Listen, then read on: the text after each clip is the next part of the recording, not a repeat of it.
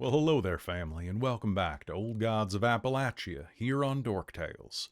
Now, I imagine for y'all, it's felt like we've been gone a very long time, but I reckon to the Sinclair girls, barely a heartbeat has passed. We're going to be hopping into game in just a minute, and we want to thank all of our friends over at Monte Cook Games for providing copies of Old Gods of Appalachia for us to play. And we want to thank all of our patrons who have been with us on this adventure.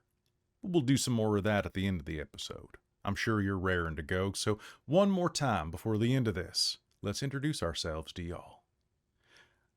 So I'm Kelly. I'm the game master here. I use he and him, and I am very excited to be bringing y'all home with episode 5, Into the Fire. But I ain't doing this alone. I got a whole slew of companions and family and cousins here to help me tell this tale. Why don't we go and meet them one more time? Let's start with Christine. How you doing, darling? I'm doing well. I'm Christine. I use she, her pronouns, and tonight I get to play Flora Sinclair. Not the eldest of the Sinclair girls, but I gotta say, probably the toughest. Absolutely. Next to you, we have the one and only Jen. Hey, I'm Jen, and I use she, her pronouns, and I'm playing Lily-Ruth, one of the youngest of the family. Now, Lily-Ruth's going to have a special friend joining her in a few minutes, thanks to something you bought with your experience points, but we'll be getting into that when the game begins. Why don't we go ahead and meet one of your sisters next, starting with Kelle, well, one of your other sisters, I should say.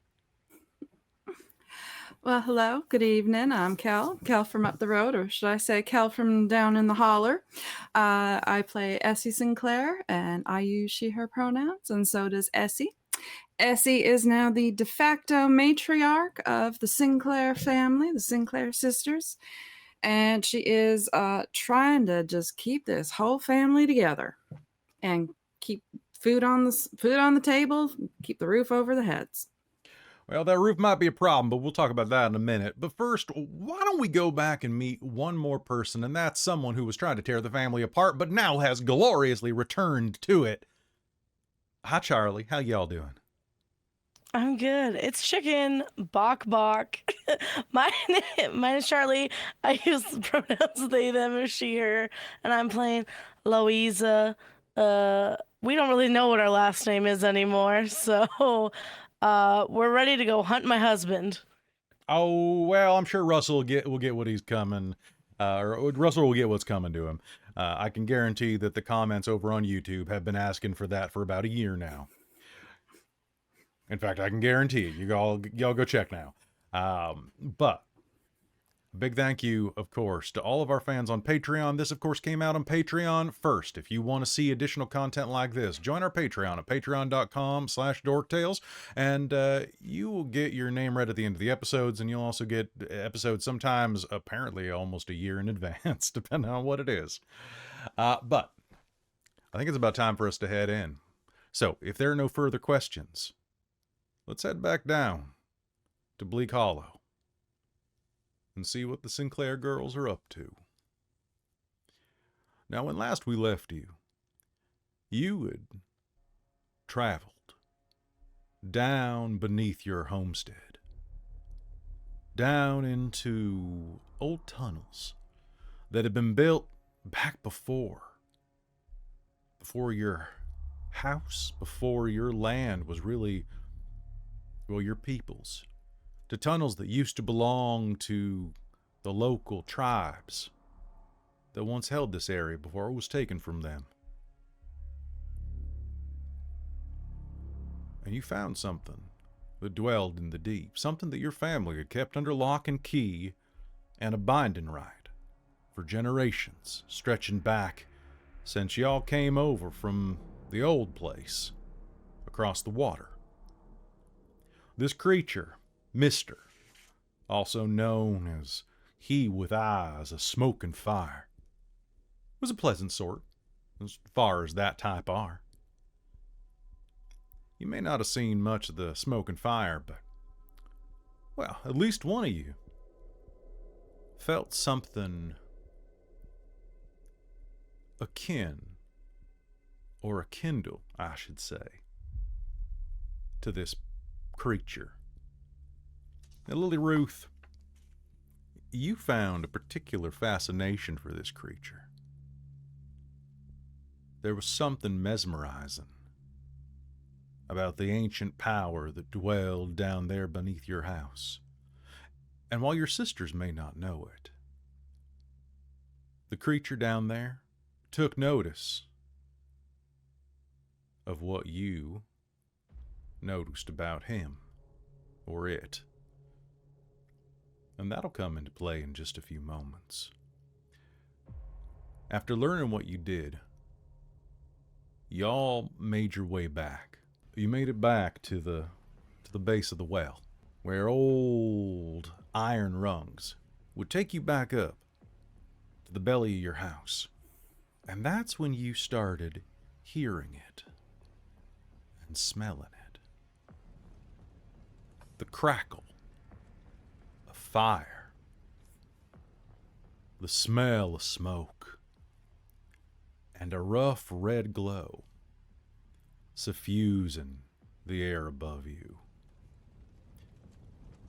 The basement was glowing red.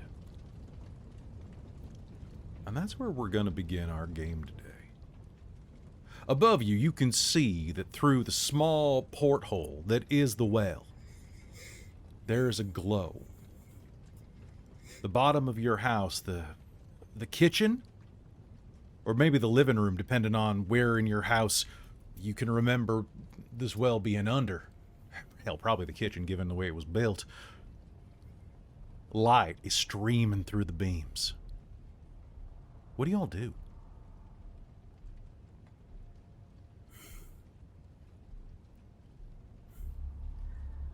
Ah, hell.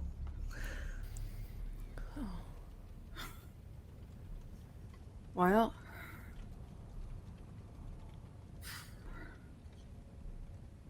gonna have to get back up there. See if we can, I don't know, save what we can. See how bad it is. Yeah. Louisa just quietly climbs up. All right, you start climbing up. And as you do that, Lily-Ruth, can I get everybody who's staying down in the basement, even just for a moment, to make me a roll? And it's just going to be an intellect roll.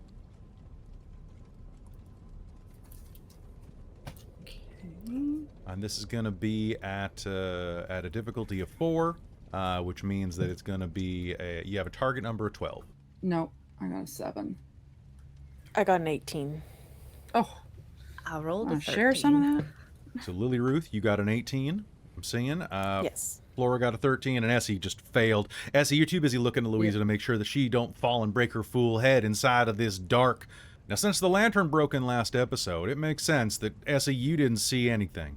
You're just straining your eyes to see, looking up past Louisa and her silhouette, hoping that suddenly the dark shape above you doesn't get a lot bigger and a lot faster coming at you as she falls and breaks both your necks.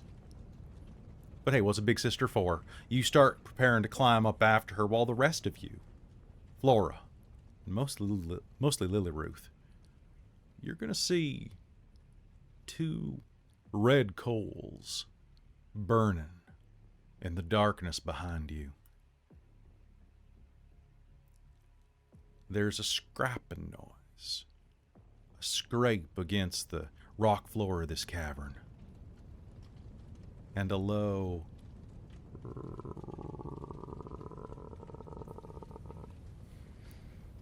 that echoes around y'all.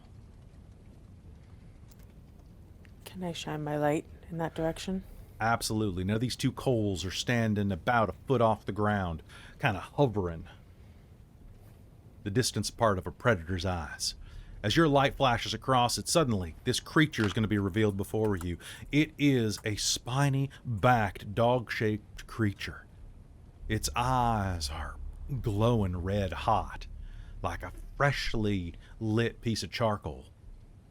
It's got veins of fire running down its flank and fins or protuberances running off its back, similar to some of those books you've seen when you were doing your teaching lessons about stegosauruses. Similar to that. Made of rock or some other dark material. All in all, it's about the size of a bit bigger than a beagle, a bit smaller than a coonhound. And it shies away from the light, kind of giving you a...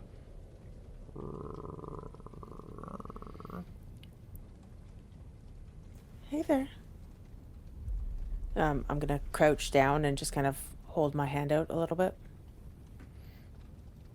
As you crouch down, you're going to hear a voice in your head. A gift from me to you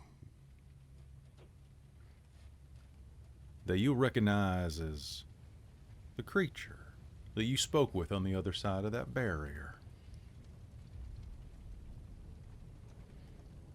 Now, Flora, you see this in front of you. What are you doing? This is a little dog made of coal and burning fire.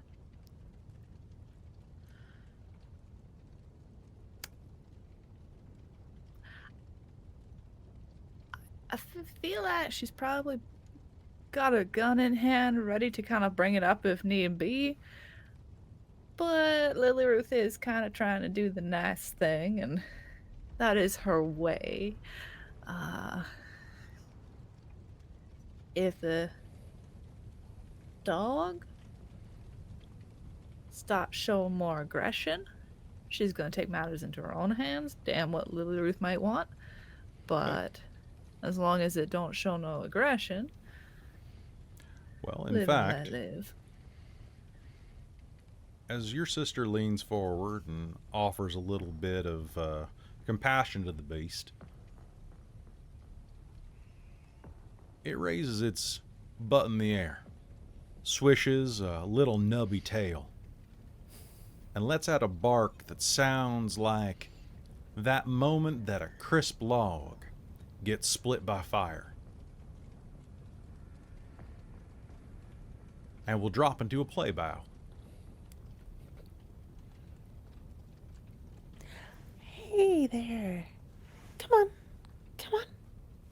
It rushes toward you, and despite it glowing in the darkness here, you think that it's probably not that bright overall, in terms of luminosity, that is. Seems to be a pretty smart dog. And it rushes your way, and will rub up against you. It's covered in ash. And aside from ruining the hem of your dress, it doesn't seem to set it alight or nothing. What you doing down here? It lets out a Look, couple of Flora. crackling noises. A puppy.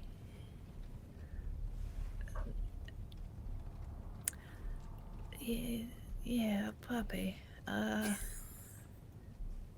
Probably want to make sure at least that, well, I guess it don't matter right now about getting Ash in Essie's house. Yeah, I'm gonna pick you up, okay? To the dog, and gonna try and pick her up. All right. Check the sex of it. Well, what is it? It's your pet. Is it a good boy or a Uh, good girl? We'll go with good boy. All right, it's a good boy. All right, picking it up, you were going to get a good hold on it, and then you get a moment to think, now how the heck are you going to make this thing make it all the way up there?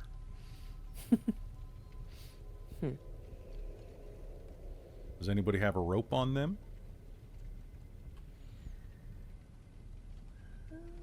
Or is there a rope up in the well that you could toss down for the low cost of 1 experience point?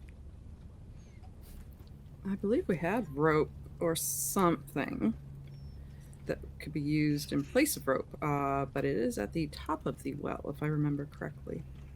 All right. Well, Louisa, you're going to make your way up there. And Louisa, what I want you to do is just give me a quick might roll.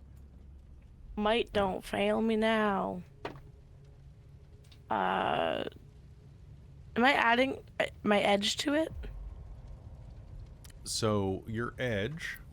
Your edge is reduces how much it costs to use effort.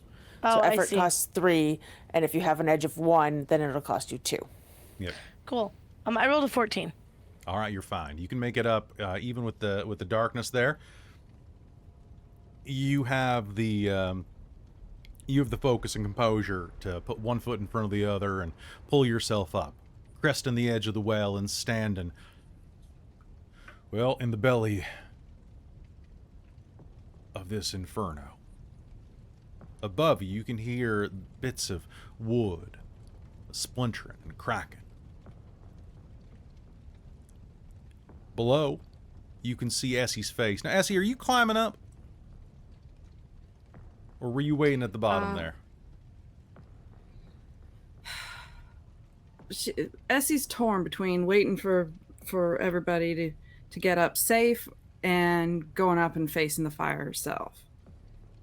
She tends to think she needs to go up and face the fire.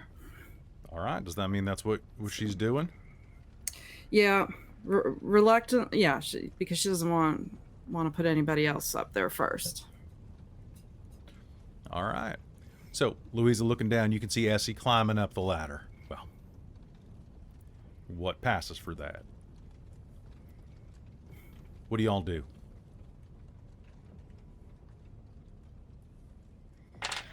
I'm going to offer a hand to Essie to pull her up. Okay. All right. So, Okay. Essie, go ahead and make me a roll, and we're going to ease it a little bit. Okay. So, originally it was going to be a 12 to climb up in the dark. Now it's going to be a 9. Oh. Fingers crossed. Oh, yay. 18. No 18? problem. All right. With Louisa's help, you are going... she's going to lean down, and she's going to lock arms with you and pull you over the lip of that well without a problem. And then glancing down, All right. you're going to see the most peculiar sight. Is there a dog down there? Looks like a dog that's been rolling in an ash pit. Well, I mean, Essie just think, this can't be too far off. I mean, she found Mr. Thaddeus, and he helped her dispatch the monster rat king. So, a dog down there in the tunnel, probably not surprised. I mean, if it's been living down there, of course it's going to be filthy. Absolutely. All right, so what are y'all doing down there? You guys calling for a rope? You gonna try to climb up? What's the deal? I think I need a hand. Is there rope up there? Is there rope? Sure I enough, there look for seems to rope? be. There seems to be, because I Great. believe I did explain that there was in a previous game. So with Cool. that, here's the deal. What I'm going to do is I'm going to let the rope give you the chance to bring him up.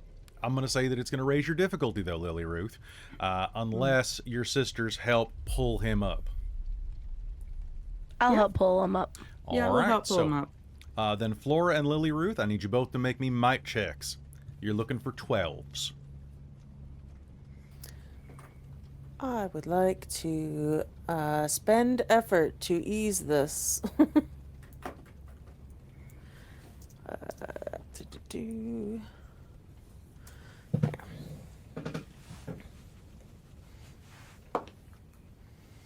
I didn't need to, but I got a 14.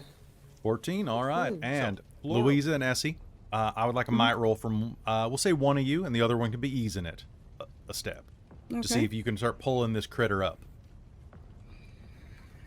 All right. I'll roll the pull. All right, roll to pull. Give it to me. Looking for 9. 18. 18. Oh, you know what? 18 is going to be, you're going to pull it up with added room to spare. This critter is going to be pulled out of the lip and is going to let out a little, you think it's a playful growl, but it sounds kind of like what happens when when you're lighting the tinder of a fire, when it starts getting through the dry grass and little brittle sticks, and the way that it pops and hisses. This ain't no normal dog. Well, I mean, it seems to be nicer than the Rat King monster, so Great. Let's just add fine by more me. fire to a raging fire. That's cool. I'm sure that'll help. All right. And then Lily-Ruth, you begin climbing up beneath the dog. You're going to crest the edge of the well, leaving only Flora down below. Now, Flora, what are you doing? You going out too? Of course. All I'm right, gonna just give stay down me... here with whatever that creepy crawly is. That's true. Give me a quick mic check to see if you can make it up. I'm looking for a 12. Now, if you have any Well- skills, do you have a skill that might help with that? If anybody would, it might be you. Potentially, but do I need it when I roll a nat 20? Nope. Nope, you most certainly do not. With a natural 20, a 20 on a 20, you are going to be able to surge up, overcoming any difficulties that may have been occurred. So on a 20, I think this is our first 20 of the entire game so far. So when you roll a natural 20, you get a major effect. So what this means is in combat that'd be a big thing, but outside of combat, I'm going to say that you're basically going to head up so fast that you are actually going to give everybody an advantage on what is about to happen to them. Because as you crest the edge of it, there's going to be a splintering noise up above, and I'm going to offer everybody, a point of experience for a DM intrusion, or GM intrusion. And I would like everybody to make me a speed check. Okay. Yeah, girl ain't speedy. You're not, but now you only have to go for a 6. Because Flora got up so quick that you are going to have a slight advantage on this. Whew. Whew. Got me a 17. 17? All right, Essie. Louisa got 18. Oh, gosh. All right. Lily-Ruth got 12. Woohoo. Gotta make this harder. All right, Flora, what'd you get? 10. By the skin of your teeth. Above you, everybody take a point of experience. As above you, some of the roof, well, your roof is another person's, dining room floor, is going to collapse in on itself, raining down embers and sparks. Y'all are going to be in a place of ambient heat, unfortunately, but you're not going to be struck by any debris. Now, the ambient heat is not going to be pleasant for y'all, and in fact is going to do you a little bit of harm. So, but nobody got hurt big. Everybody down here is going to be full of some hazards here. So, taking the effects of hazard damage, what y'all are going to do is take, let's see, minor fire. You're going to take, well, you were fast enough, so I'm going to say that the fire that's going to come down is going to deal each of you only 2 points of damage. You can take that off your might or your speed. And this is going to basically be reflected in you breathing in soot and smoke and bits of ember that are going to sting and kind of burn at your skin. And this is going to be every round. It's going to get worse unless you get out of this basement. Okay. What do y'all do?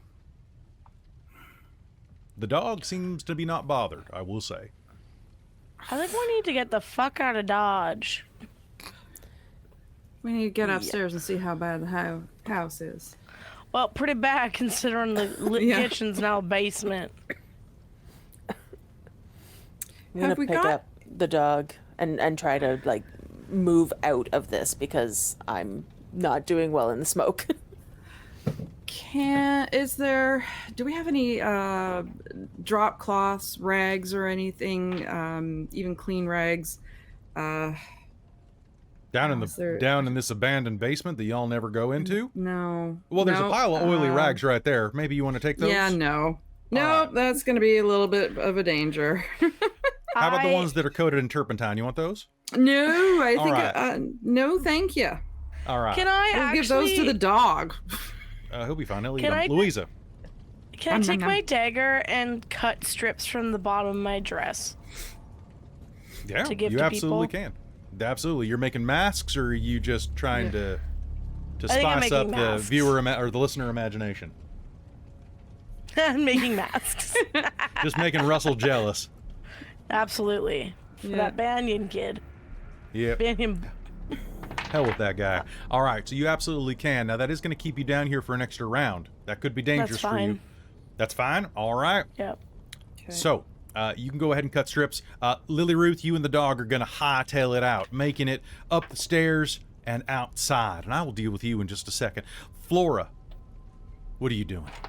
You going after Lily-Ruth, or you staying down here with Louisa and Essie? Gonna be trying to drag Louisa and Essie out of here. Okay. Now I have to ask. So Louisa pulls out a knife and begins cutting strips out of her dress. Essie, are you going to allow yourself to be dragged out? Yeah, because I'm.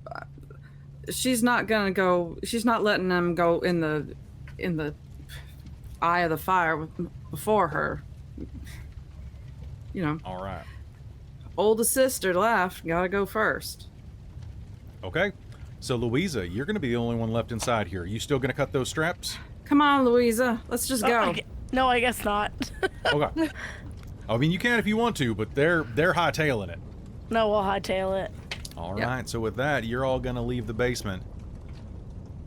And as you do, you step out onto the lawn, or at least what was it before it was blanketed in soot and embers.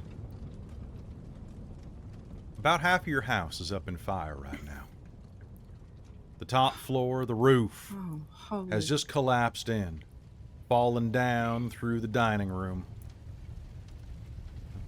Whether or not it's salvageable is, well, that's a concern for later. Right now, your biggest concern might be a couple of critters in front of you. Because, Lily-Ruth, as you rush outside, you're gonna have your eyes focused down on a couple of things. There are 3 larger critters, similar to the one that you were carrying out. Full-size doggies, growling and snapping, and suddenly you are reminded of the footprints inside of the chicken coop. And on the other side of them, you are going to see a man that sure resembles your brother-in-law holding a can of gasoline.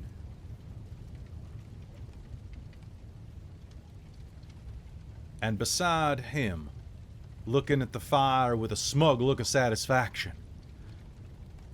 is that man from the mining company, Mr. Horn.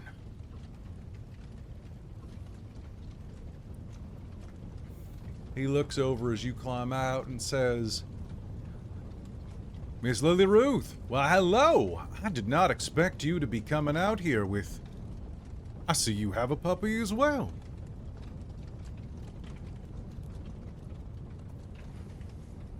Do you like what I've done with the place? I'm willing for you to accept my offer. Of course, Fuck I'll only... you. I'll only pay as is. With that, your sisters are going to pile out as well.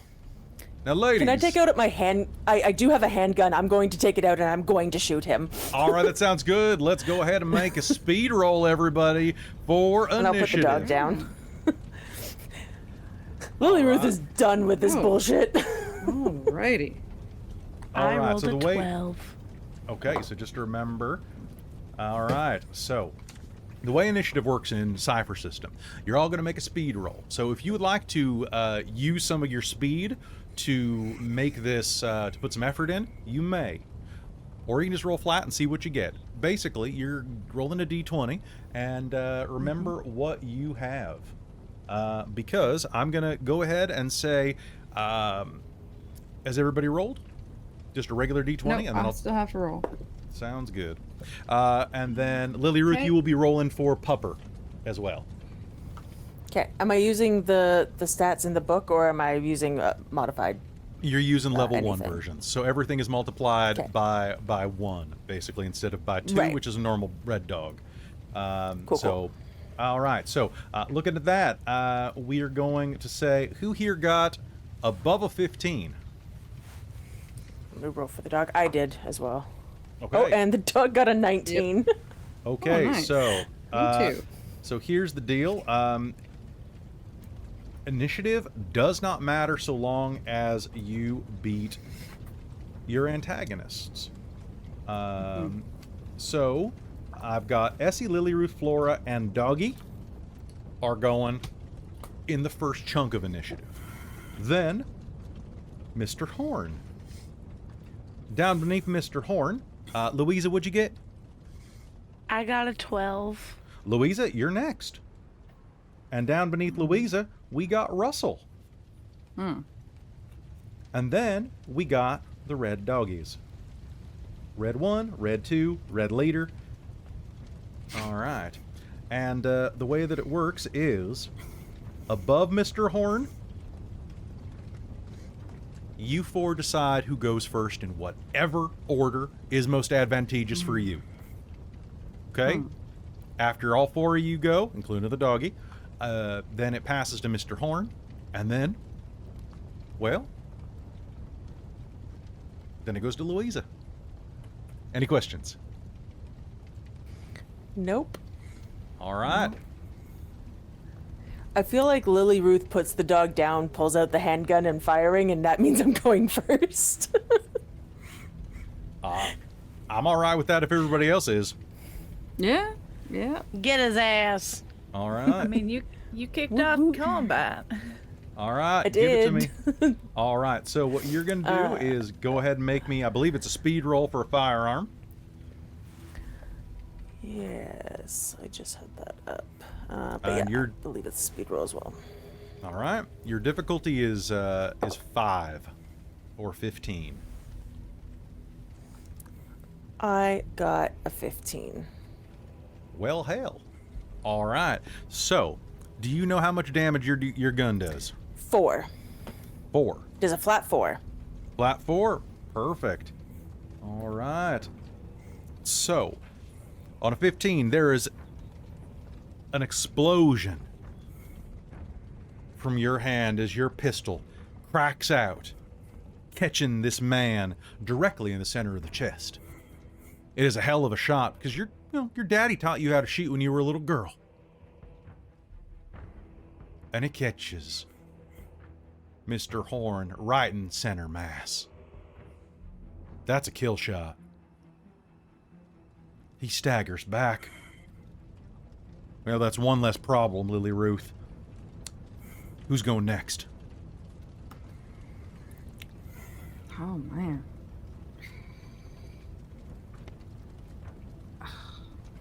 Well, I can potentially. Okay. 'Cause I'm Sure. How do player intrusions? thinking about something. So player intrusions. You spend an XP. You spend an XP. What do you want to manifest? Excellent. I have an XP. Yes. So I have one called Perfect Setup. Okay. You're fighting at least 3 foes. Each one is standing in exactly the right spot for you to use a move you trained in long ago, allowing you to attack all 3 as a single action. Okay, that Make would a be the separate red attack roll dogs. for each foe, and you remain limited by the amount of effort you can apply on any one action. But All right, well, go ahead. Well, 3 of the doggies are clustered, and we're getting ready to pounce on y'all. all right, I think that means that they are in perfect lineup for, I don't know, a nice spin kick of some sort, A spin kick?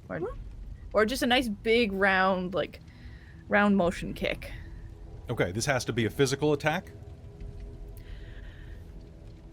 It doesn't say that. It just says you may attack all. I mean, you have your gun on you, This is true. and it is a shotgun, so that is a bit of spread. All right, let's do that then. That sounds good to me. Go ahead. Pull out Rosie and take a good shot. All right, so I have to make an attack roll on each. Okay. So I guess what do I need to? Speed roll, please. And you're probably going to be fine because red dogs are pretty basic on the bottom of the list here. Okay. So you are looking at. It feels anticlimactic if I tell you, but you need a 6.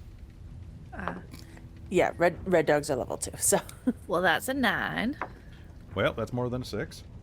and a 15 All right. and a 19.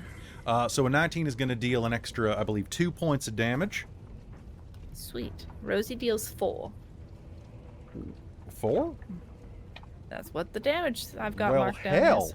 All right, so You better be glad I didn't bring Petunia out. She does 6. yeah, I'm pretty glad about that. There's the sound of crackling. Describe your actions. I want to hear how y'all did it. So whipping around, you just aim and let a volley loose. Yeah, because I think I whip her up into my arms, and they happen to be standing in exactly the right way, so I can get all of them with one shot. That sounds good to me. All right, now, unfortunately, Flora, I'm going to do a GM intrusion right now. So there, you fire, and one of these dogs is going to explode, filling the air with soot and dust. I'm going to give you, I'm going to actually add an environmental condition that's going to hinder future attacks after this point. So actually, I'm going to give y'all a GM intrusion on this, so everybody can take 1 experience for this, but all attacks, unless you are designed to fight in fire and soot, are hindered by a step. That said, your shot's gonna rip through, and the 2 dogs behind it sure ain't looking very good, but one of them's completely obliterated by that, dropping a beaten heart made of coal. And wow. Quick question. Yeah. Are intrusions an action, and that's part of your action, or can they be done at any time? I believe that they can be done anytime because they're intrusions. Mm-hmm. Great. I have another XP now. I'd like to induce fear. All right. Something about my presence imbues your attacker with fear so that they falter and fall back. All their actions against you, including defense, are hindered for 2 rounds. Now I have the feeling that YouTube, someone that plays Cypher System more than we do, is going to leave a comment saying that you can't do that. But unfortunately, you should have left the comment before we ran the game, folks, because I'm going to let it happen. So, and you're going to say that I'm cheating, and I'm going to say, yeah, I probably am, because it's more fun this way, and that's the point of the Cypher engine, is to be fun. All right, so blowing one of them away. Now, what happens after that? Do you have to make a roll? Or does it just automatically succeed? Something about your presence, attack, or vocalization imbues your attacker with fear so that they falter and fall back. All their actions against you, including defense, are hindered for 2 rounds. It doesn't say anything else. That's what I copy and pasted from the book. Okay, so that's going to affect those red dogs for sure. All right. Perfect. They are going to... Well, it sure don't sound like any whimpering you've ever heard of, but they're going to back away, and they're going to sound like a fire that's sputtering in the wind. All right. Essie or Doggy, what do you want to do? Okay. Essie is going to use one of her skills, and she is going to... I think I'm spending 2 intellect points, or using 2 intellect points, and I am going to push. And it says you gather the magic from the world around you to push a creature or an object an immediate distance in any direction you wish. You must be able to see the target, which must be your size or smaller, must not be affixed to anything, and must be within short range. The push is quick, and the force is too crude to be manipulated. For example, you can't use this ability to pull a lever or close a door. It is an action. So, What are you pushing? I am pushing Russell. Okay. Well, hell, let's do it. All right. Do you have to make a roll for this? Now I need to check. Or do you just do it? It is a skill. It's a skill. I think I What page is that on? Use it. This is one of Essie's special abilities as a sage, and it is page 35. Page 35. Let's take a look at it real quick. Yeah. So, it's called push. Push 2 intellect points. You gather magic. Yes. I mean, Abilities.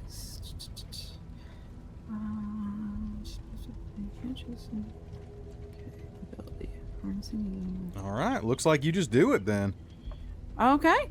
I think I just used so most sage abilities require one free points. hand to be used, and many require words to be spoken, sang, or so on, but it doesn't appear that it has any specific type of role attached to it. No, I think I just used the points from my intellect. Now, what I will say is, because there's no specific system for this, I want you to make me an intellect roll regardless. Okay. Mostly just to see against, you're basically going to be testing against Russell, because he is not like just a door. So you'll be making an intellect roll to see if you can use your Southern Jedi powers against him. Okay. Now, I have you know that Russell is a difficulty of 6. Ooh, that's too bad, because Essie, I beat my intellect is 14. I got a 15, so I beat everything. All right. Do you want to describe how Russell goes ass over tea kettle? It's just gonna. She's not even really thinking about what she's doing. It's just like thinking that she's gonna push him. She's pushing him with her mind, just envisioning him going flying backwards. Now, Louisa, we got to talk about the. Oh shit! He says as he goes flying backwards. I'm gonna say into the chicken coop. Just bangs against it. Oh. You're gonna hear a cacophony in some chicken poop? Well, obviously. Obviously. Yeah. All right. Lily-Ruth leans over and goes, "Get him, boy." All right. Doggy can rush in and give him a bite. Now, he is knocked down by this. I'm going to say that it's going to be eased a point. So, Doggy needs to get a 3.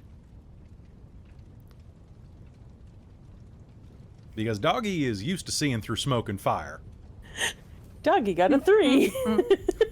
Doggy's still a puppy and is learning, but managed. All right. So how much damage does Doggy inflict? I think it's just 1, because it's just level 1, so 1 point of damage. Well, Russell has 6 health, so I'm going to say he's down 1 from hitting the chicken coop, too. So he's got 4 health left. This is the dog. Now, describe what this dog is doing to him. So, the dog I'm gonna name Kerberos,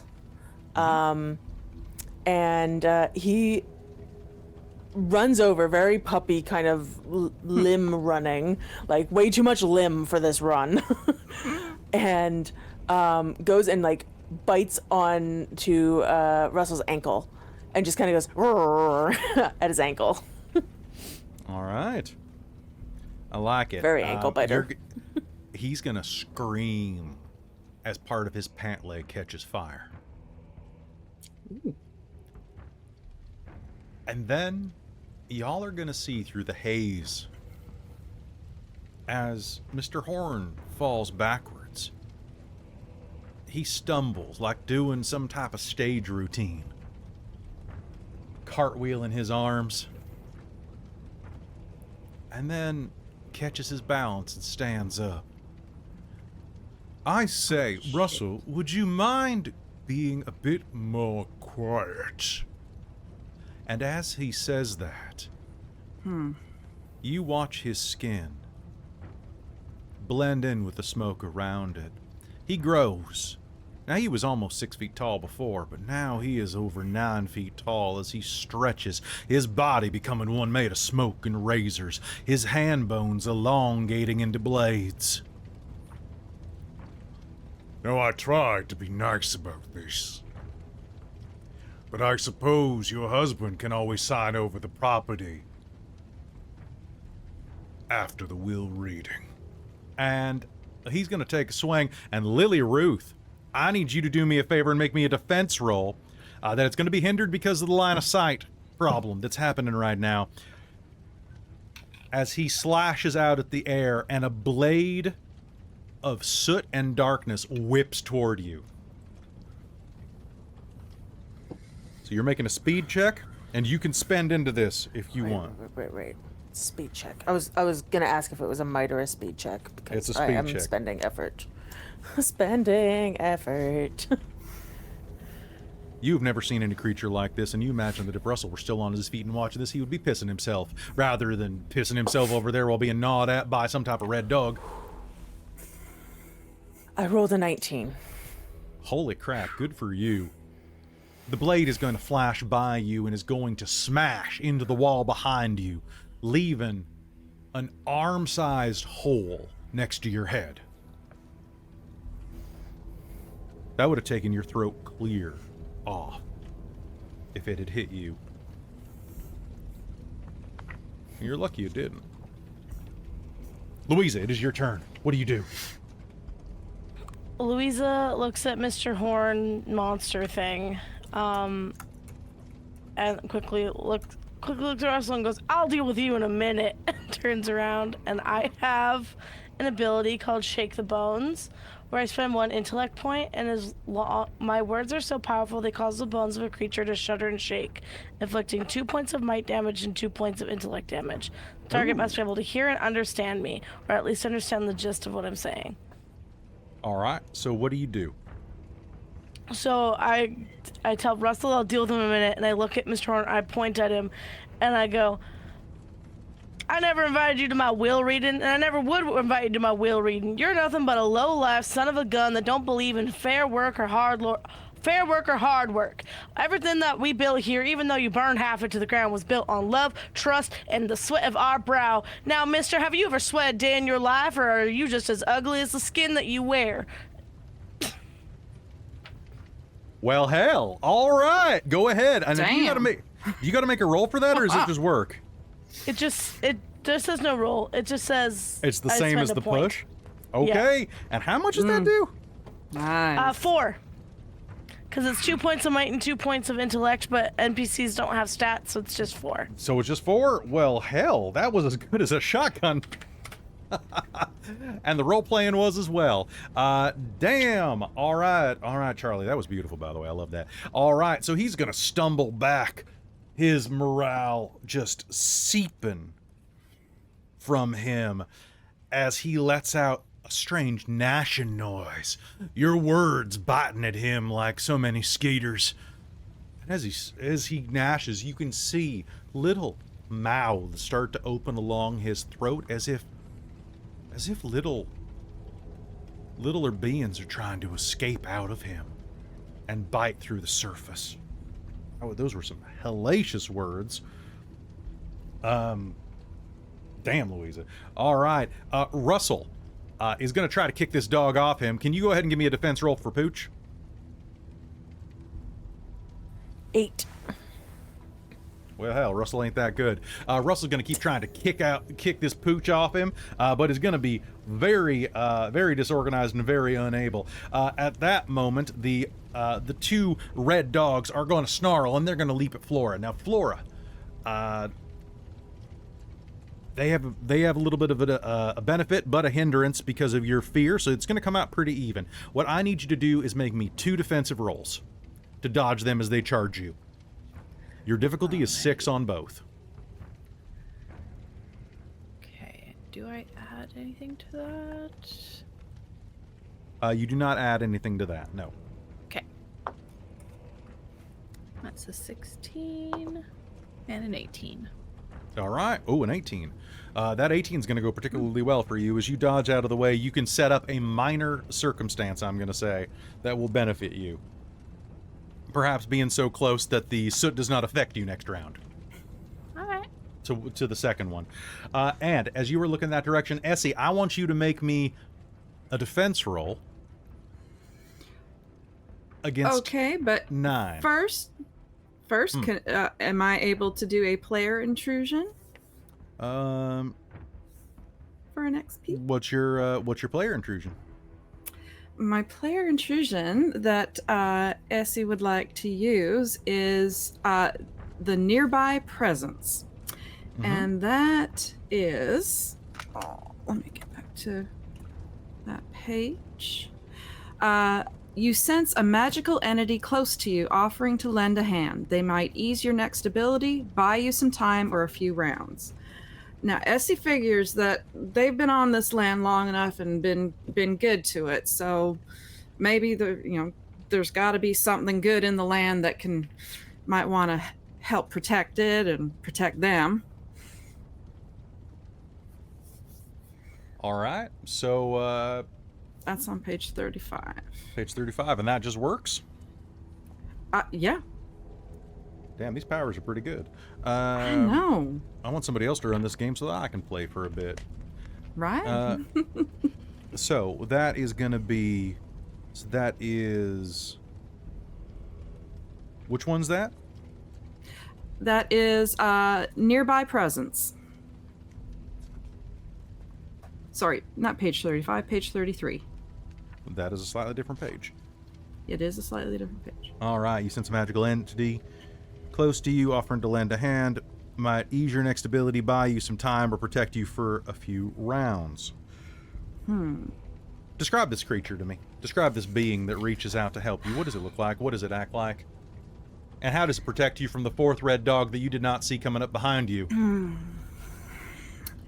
Well, Essie's just, reaching out, the way Mama taught her, and just saying that, there's forces, she would tell her, there's forces you don't understand in this land, child. There's presence that's been here before us, and it'll be here long after we're gone. So that's why we have to look after everything.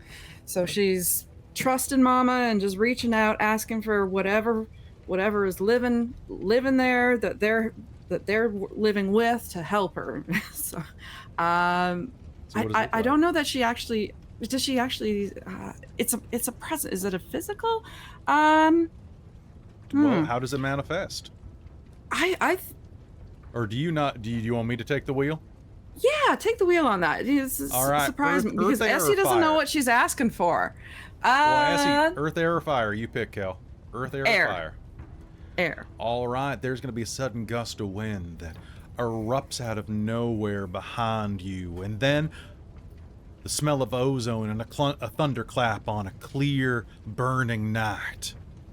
And suddenly there is a yelp behind you as this red dog, a 4th out of 4, that had not been seen by any of you from where it was hunkering down next to your house, is pushed out of the way by a sudden bolt of electricity that fires down from a cloud above you. Well, at least what you assume is a cloud above you. Of course, you didn't see no clouds when you came outside. Its attack is interrupted, and with that, we jump to the beginning of the initiative. All right, Doggy, Flora, Lily-Ruth, or Essie, what do y'all want to do?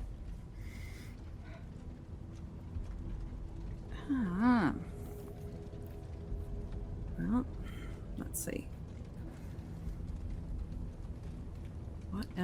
What else have I got in my... I think I'm going to shoot him again. That sounds good to like me. a good plan. All right. I'm taking inspiration from Flora. All right, Lily-Ruth. Lily-Ruth, go ahead and give me that roll then. I know you were hindered by a point because of the smoke. Right. I am going to use effort on this. That sounds like a great thing. That is a 16. Unfortunately, due to the hindering, or did you spend effort to... I spent an effort to ease. Then my bad. Yeah. So with that, by the skin of your teeth, you're going to hit. It's another 4. Another 4. Damn, he's having a bad day. 1, 2, 3, Yep. 4. All right. With that, that is going to... you know what? I want to get an extra round here, so I'm looking at... let's see. For GM intrusions, I think what I'm going to do is you're going to shoot me, and before Lily-Ruth can attack me... Lily-Ruth, you making... I'm very upset with you, young lady. And I'm going to make another attack on you by offering you a point of experience. And you can offer one to a friend as a treat. So which one of your friends is going to get it? Which one of your family, I should say. Which one of my family? Yeah. Well, I did just say I was inspired by Flora, so... All right, so Flora, you and Lily-Ruth both take a point of experience. And can I get Lily-Ruth to make me a speed check? Yep. That's an 11. Perfect. I love this. Do me a favor. And let me just check here. Smoke razor. Yep, that'll do it. That doesn't sound fun. It does not. Take 5 points of damage Okie doke. as he snarls. You have no idea who you're speaking of. The Barrows empower me with everything I need. And blood is going to erupt from a gash on Lily-Ruth's side. And you said this was before I attacked? Yeah, let's say it's before you attack, and then you can fire back. Sure. In that case, she gasps as it hits. Stay away from my family! And she's gonna shoot him. Perfect. That's good timing. Yeah. Oh, beautiful. Beautiful. All right. Who's going next? I got Doggy, Flora, or Essie have not gone. I would like to go, thank you. Oh, Flora. All right. Flora, what you got? Flora is gonna shriek at him. Don't you dare touch my sister. Let her gun fall on its strap and punch him with her fucking iron fist. Because I do medium damage on fists, All right. which is actually more than my shotgun. Nice. All right. Go ahead. All right, what's the difficulty of attacking him? Difficulty of attacking him is 15 total. Ouch. All right. Is it spending effort to make that easier? So yeah, you can So spend yeah, effort. yeah. So you spend 3 points out of your pool, unless you have edge, which makes it easier. So you spend less if you have edge. Do you have a might edge? I do. I think. Okay, so you can spend 2 points of might to make that only a difficulty 12. Now I did say that you would be less hindered by the smoke. Now I had meant that for one of the dogs you were fighting, but given how epic this is, I'm gonna say that I will not raise the hindrance for smoke against him instead. So you're gonna be looking for 12 and up All right. if you spend those points. I did. All right. Now, wait. Do you have any skills that would benefit from this, or that would make this easier? Such as brawling, boxing, fighting, clobbering. I got running. I can run up to him real good. Nah. Maybe if you had show. No, my skill is actually in defense tasks. Oh, okay. Well, that's going to be really helpful if he survives this. intimidate. All right. What'd you get? That was an 18. Well, hell. All right, so 18. We're going to look at this. At the beginning of the book, there is a nice section on what happens if you roll a good roll, like you just did. All right, so that was an 18. Yeah. You're going to get a damage bonus. If the roll was a damage-dealing attack, you deal 2 additional points of damage. So that's gonna be 8 points.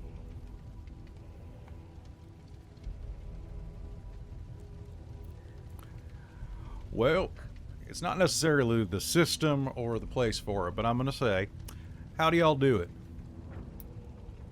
Amazing. I'm assuming that's what the damage number means next to my stuff. Yep. Okay. This system is dead simple for certain things, and that's one of them. And deadly, because if they hit us, it's the same Yeah. thing. So yes, my ability as Iron Fist means when I make an unarmed attack, it counts as a medium weapon. Because I got the muscles from like cooking on the rail line. All right, well, go ahead. Describe how you take down this son of a bitch. I think it's one of those real nice full body, like totally telegraphed, just full body, run up, plant, and everything goes through it, straight through his face.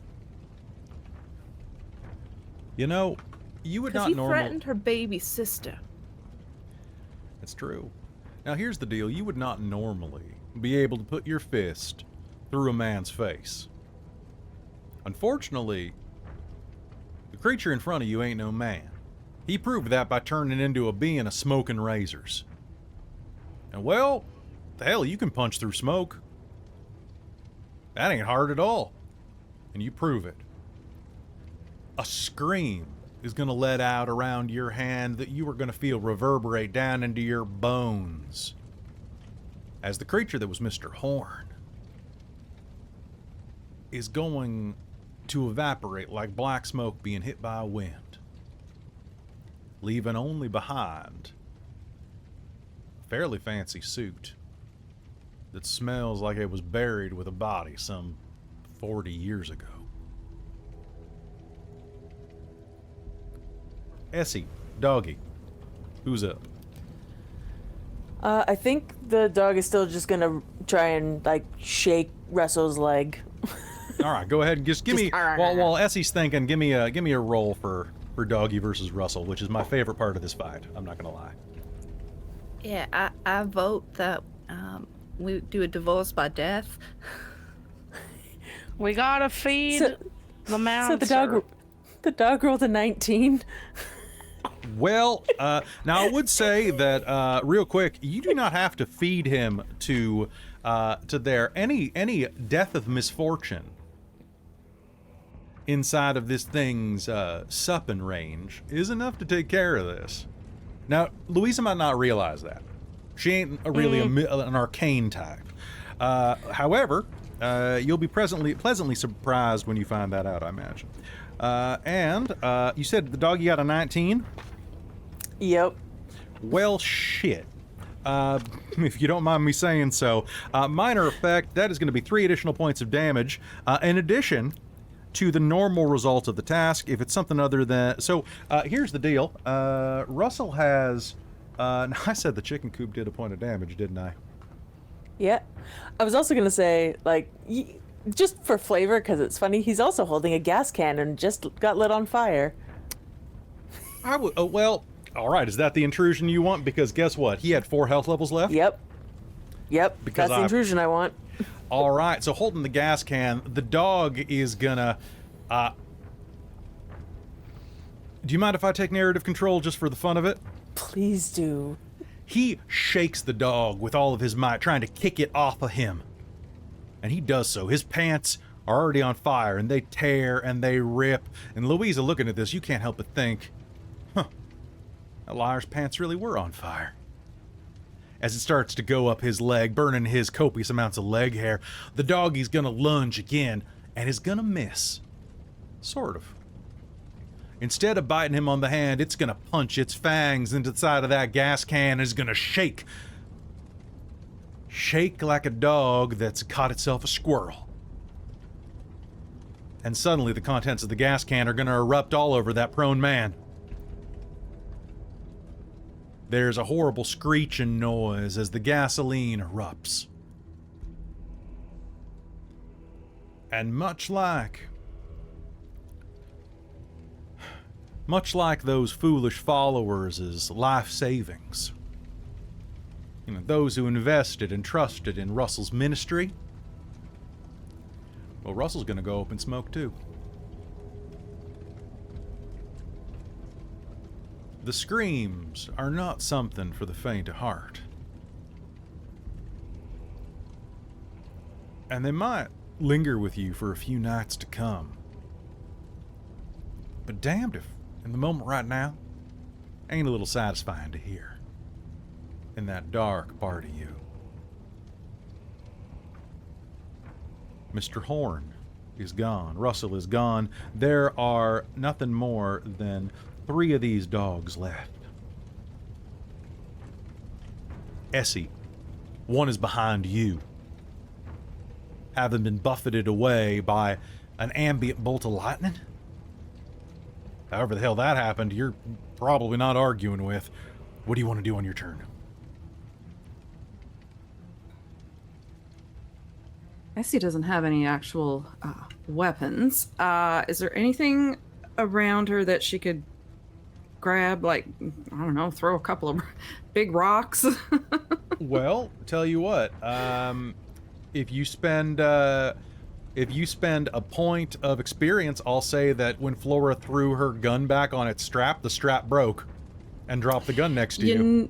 You know what? That actually works, because if I wished to spend an XP, what is it that I have?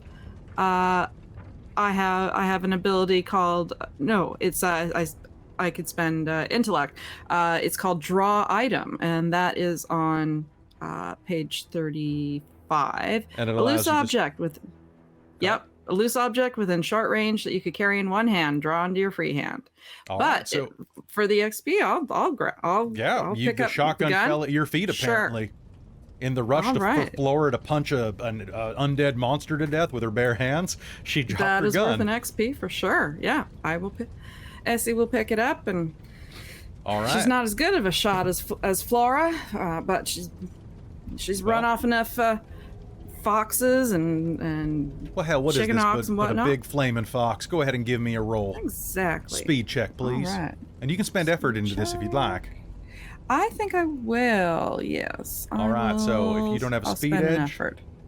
So that'll I take, don't have a speed edge. So No, that'll take 3 points off of your speed total. that's fine.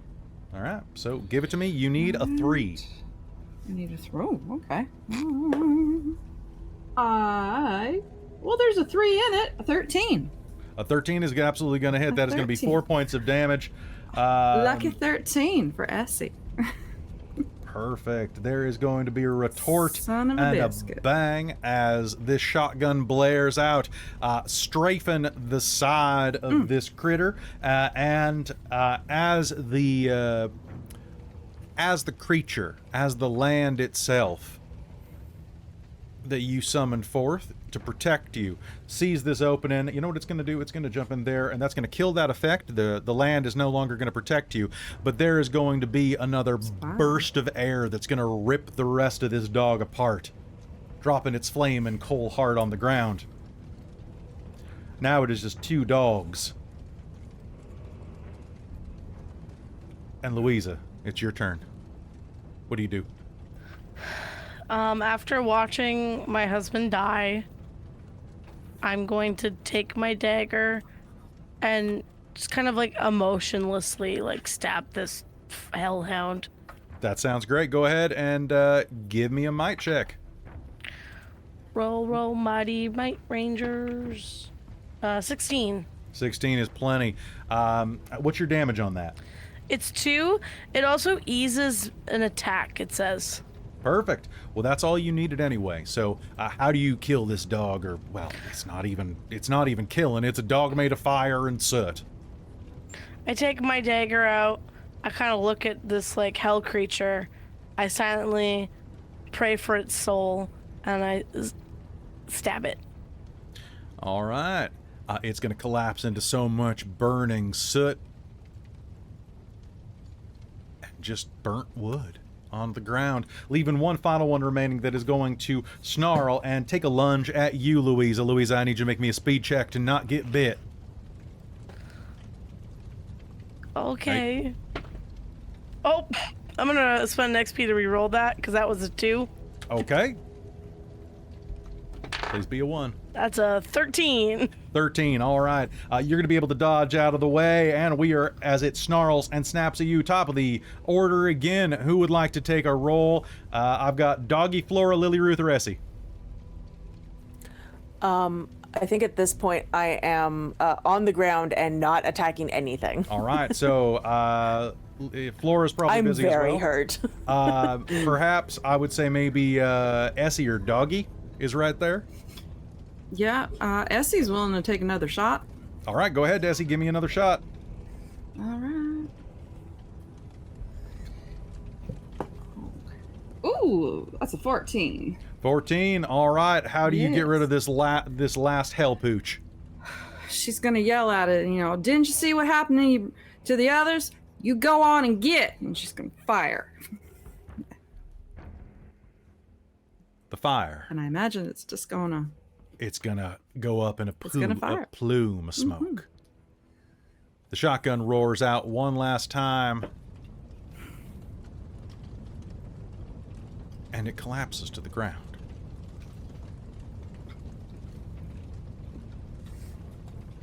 And as it does, you can hear the sound of your house burning behind you. Louisa, you are covered in smoke and dust. And nearby, the blackened form of your husband is lying on the ground. And then you hear a sound that you were not expecting to hear. Louisa. Louisa. I go crouch beside his blackened body. Louisa. I didn't know you were in that. I wouldn't. Yeah, you would've.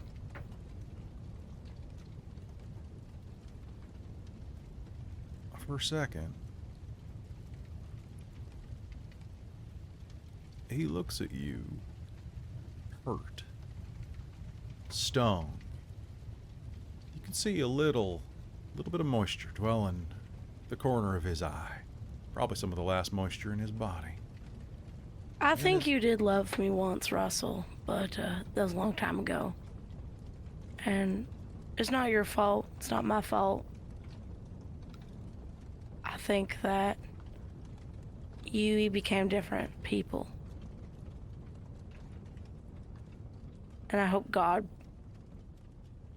has some mercy on your soul.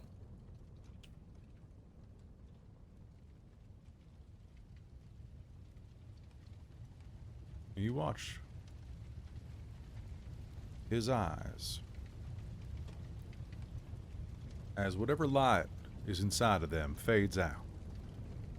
And all you see is your reflection in his glazed over eyes, lit by your homestead, your family's house, burning behind you.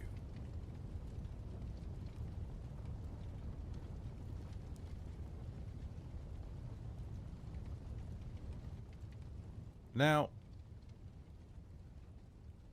there are a lot of stories about the fire at the Sinclair house. A lot of stories about how it came to be. A cow kicked over a lantern. Forget the fact they never had any cows out there. Maybe it was a little bit of a storm. It had been dry for a bit. Maybe a bolt of lightning on an improperly mounted weather vane. But what they know is that whatever luck the family had ever been known for, it did seem to manifest that night. For if there weren't cloud cover before, it did roll in. The land provided, and a storm rolled in, bringing the house from a conflagration, well, to just a pretty awful time. By the time morning hit, you and your sisters and a few of the neighbors that showed up, seeing the smoke over the darkness of the night and being able to hear the sound of the shotgun raging over the storm that came and tried to help you from your good well throw buckets of water on the fire. You managed to save about half the house. The dining room and kitchen are toast. Your mama's bedroom is gone. Half the upstairs rooms have a lot of smoke damage. It's going to take a significant amount of money. More than the money that you owe the bank to bring this back together. Now, I gotta ask you, what's the story about what happened to Lily-Ruth? That cut on her side that almost stripped her liver right out of her.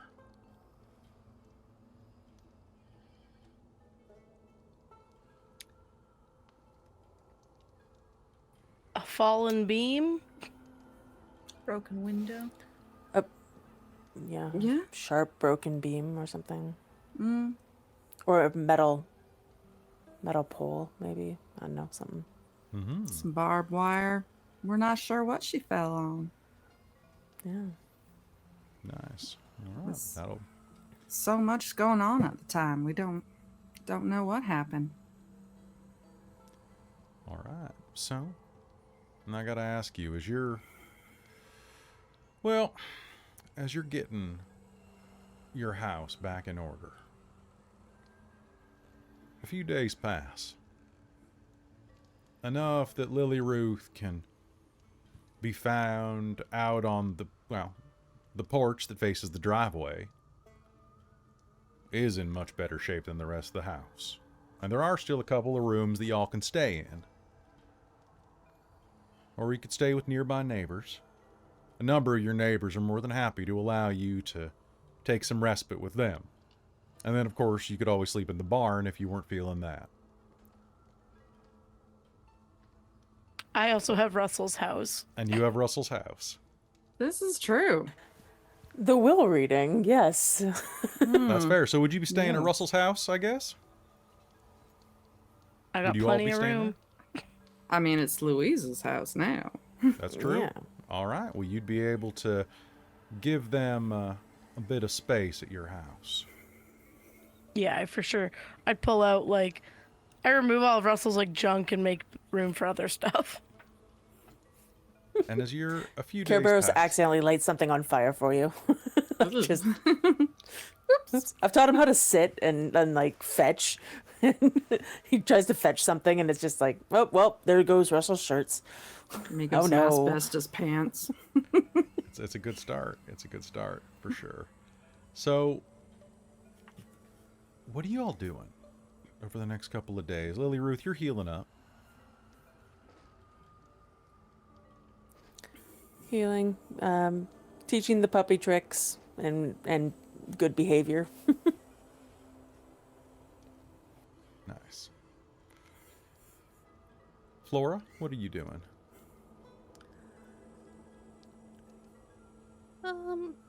Probably, I think, resting, recovering, checking on what's the property on a regular basis. Make sure whatever that thing is can't get out now that the well is exposed. No, it doesn't seem to. It's still down there. It's still behind whatever that barrier had been erected by your forefathers and foremothers. I'm sure Lily-Ruth's curiosity will and compulsion will kick in at some point as well to revisit the creature. And you are aching to, but you can't go down those stairs, well, those rungs, anytime in the near future, young lady. Doctor says so. Doc Yoakum came out and stitched up that wound almost immediately. You're lucky that, well, he's half blind, but he's still got pretty agile hands for an 85-year-old doctor. Good country doctor. Fair enough. Dr. Yoakum delivered half of y'all. Probably delivered the other half too and just thought you were twins. He was right in one case. Now, as you're resting at Louisa's place, and I have to ask, Louisa Churchill? What does it say on the mailbox? I think it says, so I think Louisa's really keeping face playing the grieving widow. And so it still says, Louisa Sinclair Churchill. And that I think I've taken over the sermons, but more as a bring together the community versus rhetoric. Nice. I like that. Not only that, but there's a lot of good feeling inside of this house. Now, your and Russell's house wasn't as big as your mama's, but being cozy is kind of nice. Hell, even your sister's cat and Kerberos are getting along. I was going to ask about Mr. Thaddeus. Want to make sure Damned he if was Mr. okay. Thaddeus ain't the boss of that puppy right now. Oh, I'm sure he waltzed right out of wherever he was, holed up in that burning pile of embers and just sauntered out like, what was going on? I was warm. Yes. Now I gotta ask, as you all are getting ready to have a meal, Louisa, you finished up your Sunday sermon and have headed back to the house by now. This is an early evening meal. The sun ain't set yet. You're just doing a little bit of work in the kitchen, getting a couple things ready. Maybe even Lily-Ruth is peeling some potatoes. Something nice and low impact that's not going to open them stitches. Now, Russell was a fan of having all sorts of new gizmos and gadgets, and definitely wanted this house because it had electric lighting. It was the best of the best. And you actually had something that most houses, at least not every house, had. A telephone. So when that began ringing, who was the one to answer it? I probably would have answered it. So Louisa, you come in from doing a sermon, hang your coat on the wall, and almost as soon as you reach the edge of the kitchen, you can see your family working at stuff. Flora probably doing the cooking? Flora and Essie fighting over who's Essie off cooking. for it. And then suddenly, all of you start a bit as that damn bell starts ringing on top of the phone.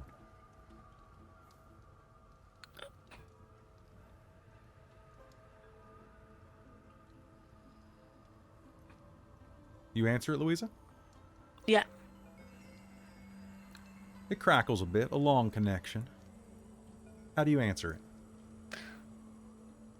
This is Miss Louisa Sinclair. This is Miss Louisa Sinclair? You hear a voice, a sound of a good old boy on the other side. Wow. Louisa! Well, it is good to hear from you. I knew your mama. And I was trying to get a hold of you. Oh, excuse my, where are my manners? I'm one Mr. J.T. Fields. I was trying to reach you or your sisters, potentially your eldest sister, Essie. Oh, hold on a moment. Essie, it's for you, some strange feller. Who heck would be calling me? I don't understand. Oh, son of a biscuit. She'll take the phone and try and figure out. She's used them before, but she's still not comfortable with them. Hello? This is Essie Sinclair? Hello? Oh, Hello? Essie, wonderful to hear from you. I was just speaking with your sister Louisa. My name is J.T. Fields. I was an associate of your Yes? mama. Well, your mama and I did some work together back in the day, and I happen to be a reputable businessman.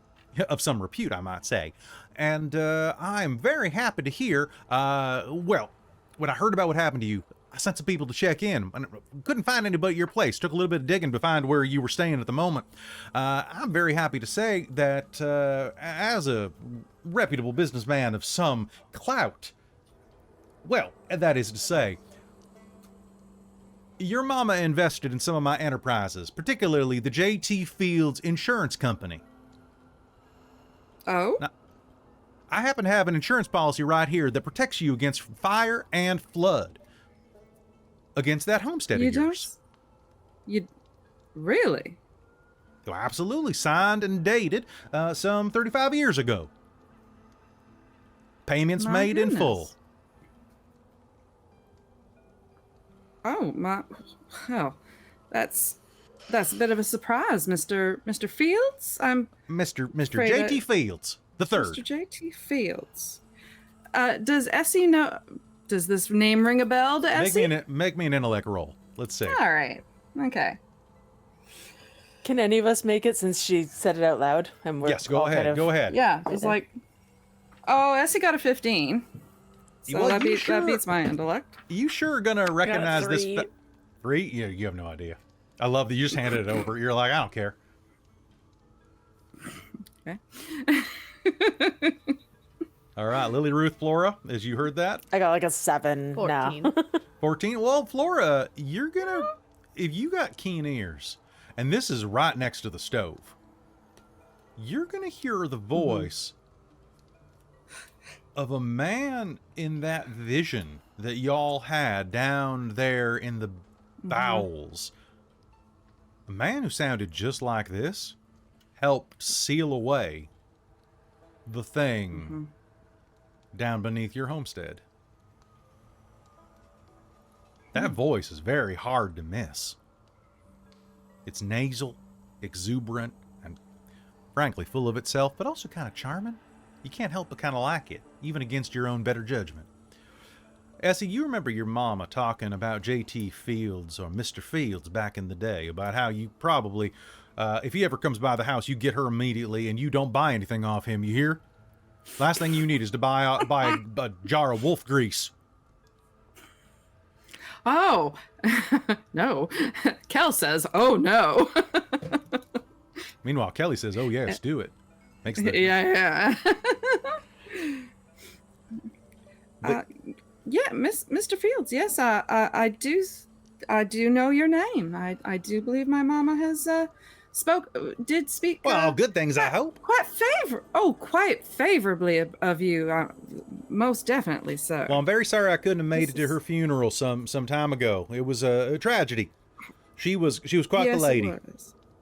Yes, she was. That's very kind of you to say. Thank you. Now look, For the benefit of the others, while Essie's doing this, Flora's just pulling faces and rolling her eyes She's at like, the dude. now, I hope you don't mind, but well, time is of the essence with these type of things, Yes. and I would like to make sure that you have the insurance policy delivered to you ASAP.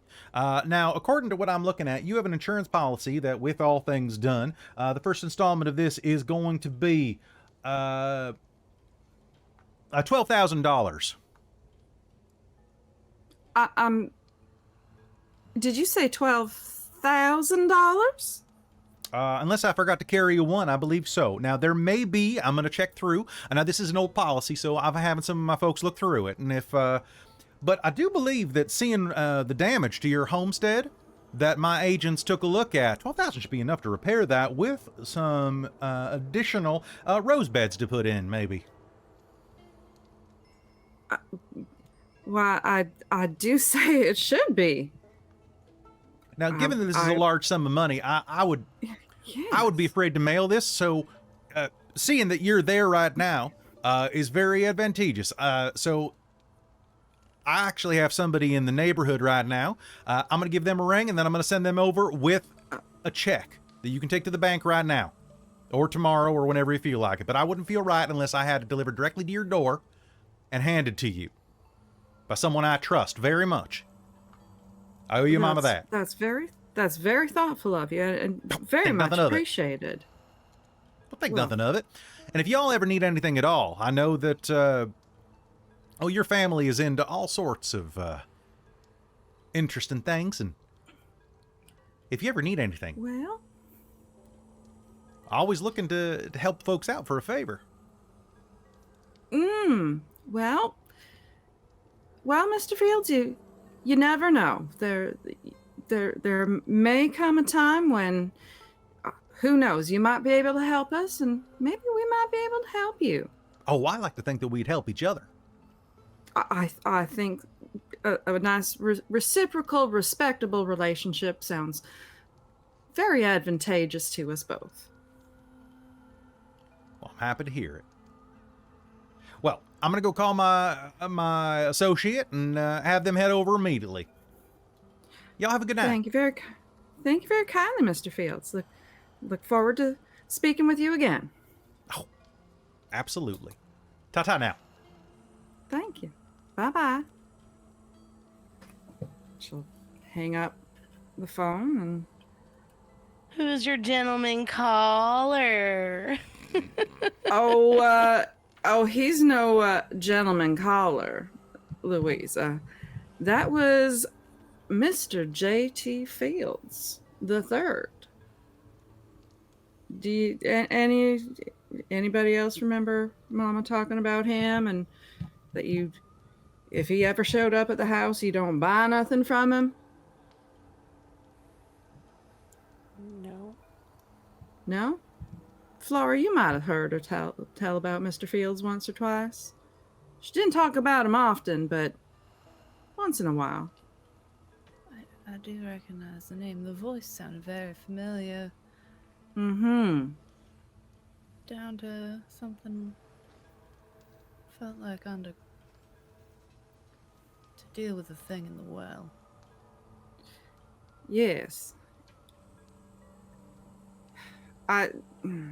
Does Essie have a feeling about Mr. Fields? I mean, because she's attuned I think etc. you might. I think you might have there's something a little bit off about this feller. Yeah. Yes. I would not be surprised if this Mr. Fields was the same. What was the name in that vision that he called himself? Jack. Mr. Jack. Mr. Jack. Anyway,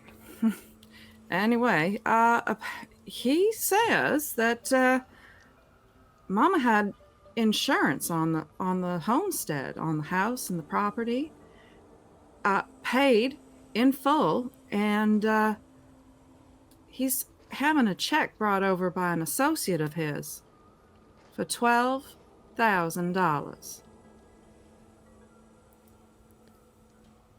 I think you might have misheard. Yeah. I asked him.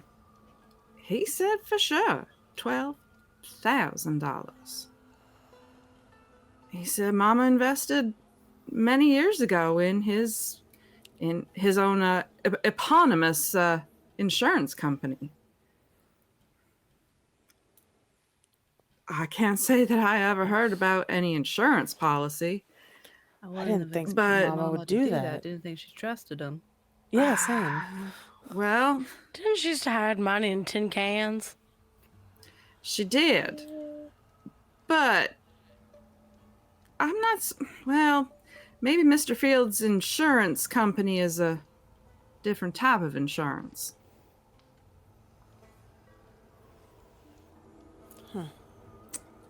But anyway, I'll believe it when I see it, I guess.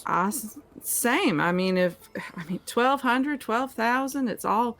Heck, even if it's $12, it'll be much appreciated.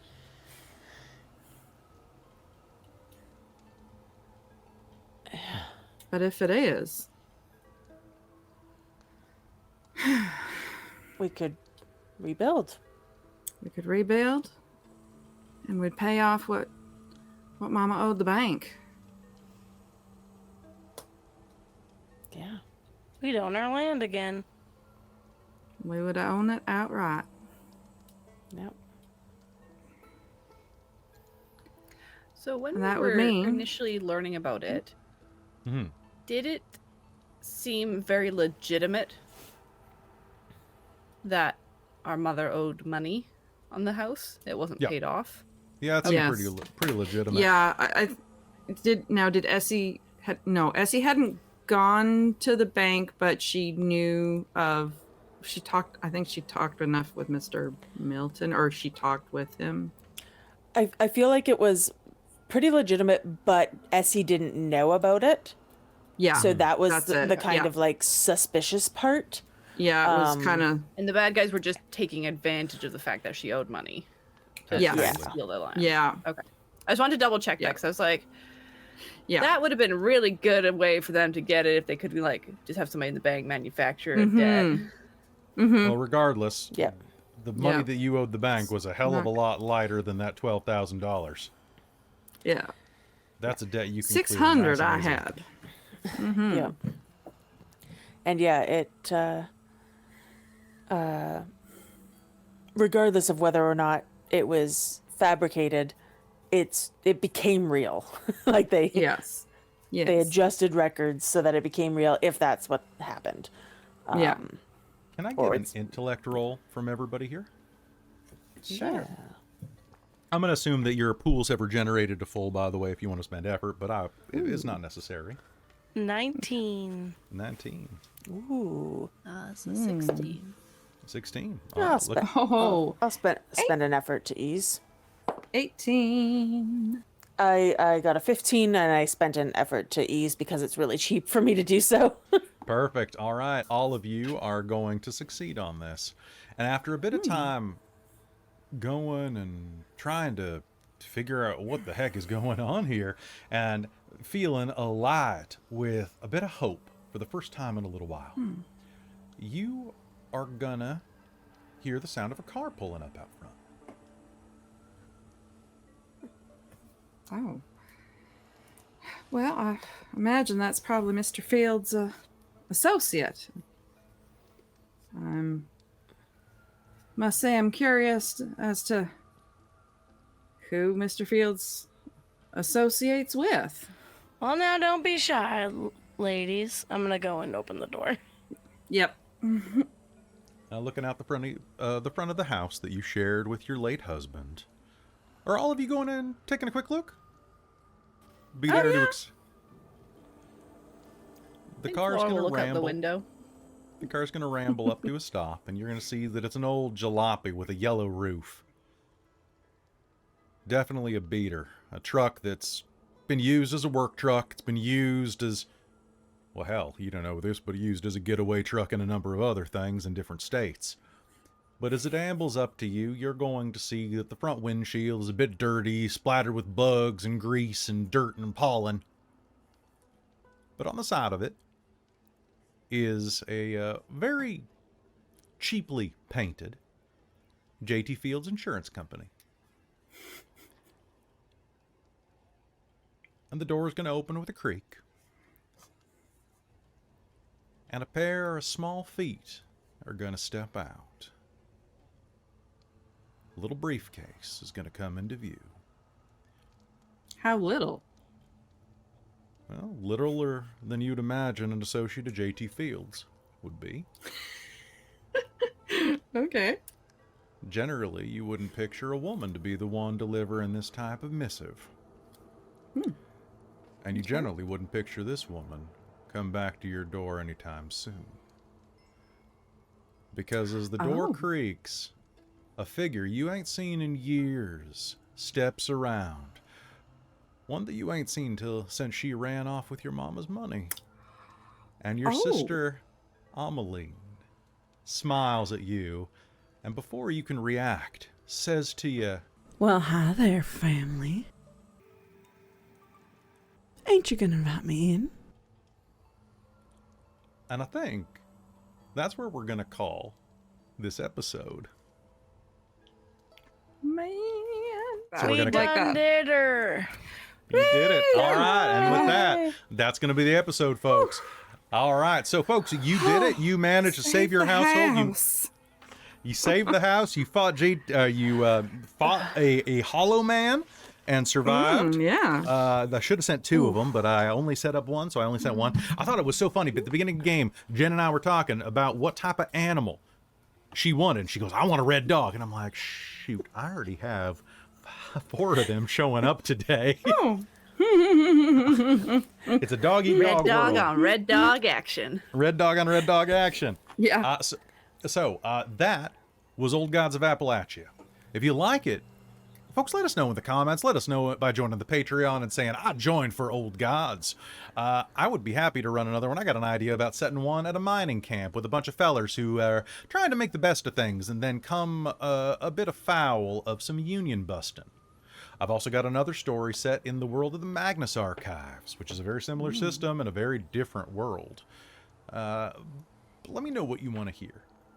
Folks, what do you think of this game? What do you think of the system? It's a little different than what we're used to, but I think it's got a lot of potential. I've finally gotten used to the rules. Yeah. Yeah. I think that's the it trick, really is getting kind of used to the gelled. rules, Yeah. making yourself like a cheat sheet, having like some clear like honestly, I use OneNote for a lot of stuff for like D&D. I think this would have been a very valuable game to have a whole OneNote page of like various rule types, like combat, various other stuff, just so I it's think so. easier to flip through because the book's so big. Yeah. I But absolutely. yeah, I have a lot of page annotations on my sheet. I feel like if we've been running this more frequently and regularly for a longer campaign, we would be just that much more into it. Oh, absolutely. Because Yeah. I think it's really like Oh yeah. supportive of good storytelling because it's not crunchy. Yeah.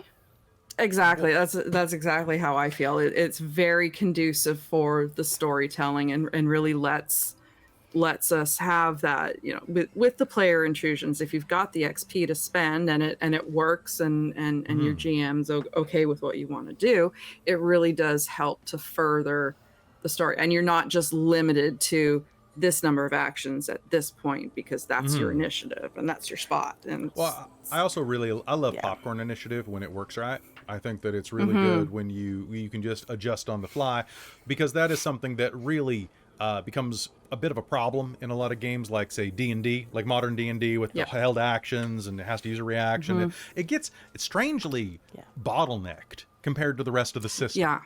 Right. So Yeah, it really throttles the players.